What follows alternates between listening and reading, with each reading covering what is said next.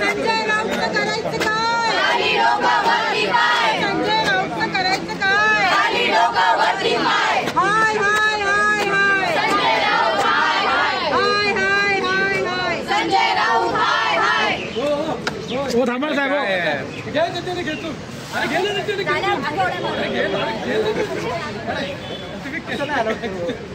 साहेब यांना बोलताना तुम्ही कसं थांबवू शकत नाही महिलांबद्दल? आम्ही सुद्धा बोलताना पाहिजे, त्यांनी बोलणं दाबायला पाहिजे. सगळ्यांनी मारा मारा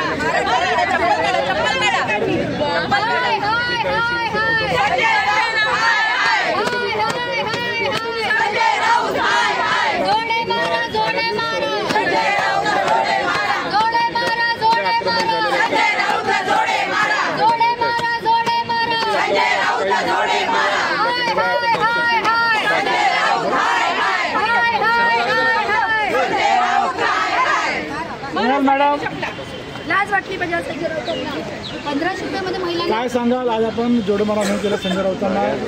आज सकाळी जे संजय राऊत सारखे जे कोंबडा म्हणतात, सकाळी जो आरवणारा कोंबडा आहे, सायको जो आहे, त्यांनी सकाळी आज एक चुकीचं वक्तव्य केलंय, बहिणींबद्दल चुकीचं वक्तव्य केलंय की लाडली बहीण जे योजनामार्फत जे 1500 रुपये जे बहिणींना मिळालेले आहेत, तर ते त्यांनी असं आपल्या सरकारने त्यांना ते देऊन त्यांचे मतं विकत घेतले, असं संजय राऊतनी वक्तव्य केलेलं आहे. तर त्यांना हे वक्तव्य करताना त्यांना लाज वाटायला पाहिजे होती.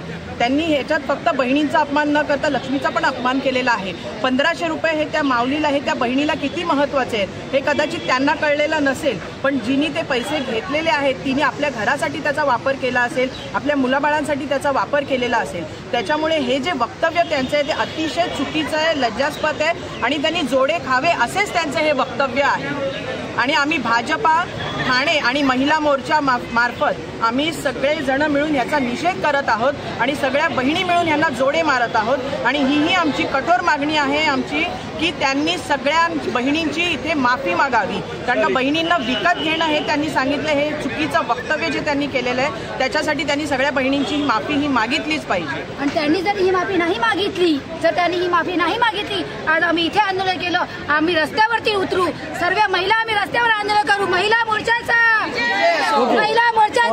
काय सांगाल? आपण आंदोलन केलेलं आहे, जोडो मारलेला आहे संजय राऊत फोटोला. खरं तर आपण सर्व अख्खा महाराष्ट्र बघत आहे की विधानसभेच्या विजयानंतर जे काही महिलांनी जो काही विश्वास असेल, जे काही प्रेम असेल, जे महायुती सरकारला दिलेलं आहे, हे कुठेतरी विरोधक पचवू शकत नाहीत, आजवर पचवू शकत नाहीत.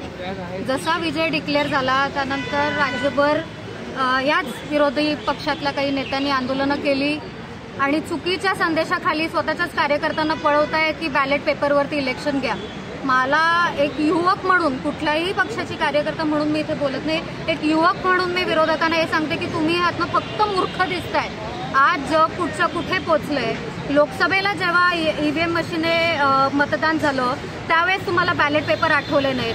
त्यावेळेस असलेल्या विरोधकांनी किंवा आमच्या पक्षाने, भारतीय जनता पार्टीने हा प्रश्न विचारला नाही. पूर्णपणे जो काही पराभव होता तो आम्ही पचवून घेतला, स्वीकार केला, काम केलं आणि पुन्हा जनतेतनं निवडून आलो. हे का विरोधक करू शकत नाहीत? का म्हणून यामध्ये लाडकी बहीण योजनेच्या महिलांना सतत त्यांचा अपमान केला जातो? का म्हणून ज्या योजना केल्यात त्यांना सतत नावं ठेवली जातात? वर्षानुवर्ष जेव्हा तुमचं सरकार होतं, जेव्हा काँग्रेसचं सरकार होतं, त्यांनी महिलांबद्दल काय निर्णय घेतले, काय त्यांच्या उपयोगात निर्णय घेतले? काहीही निर्णय घेतले नाहीत. त्यामुळे मी वारंवार हेच म्हणते की या सरकारने, याच्या आधीच्या सरकारने स्वतः काही केलेलं नाही आणि हे दुसऱ्यांनाही काही करू देणार नाहीत, फक्त नावं ठेवणार.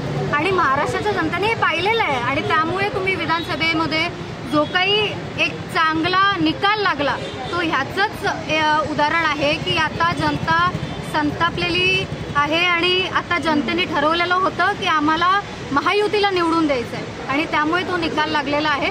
मी विरोधकांना एवढंच सांगेन की ह्या पचवून घ्या किंवा वेड्यासारखी जरी आंदोलनं केली, पुढे पुन्हा एकदा महापालिका इलेक्शन येणार आहेत, त्यामध्ये सुद्धा जनता तुम्हाला तुमची जागा दाखवून देईल.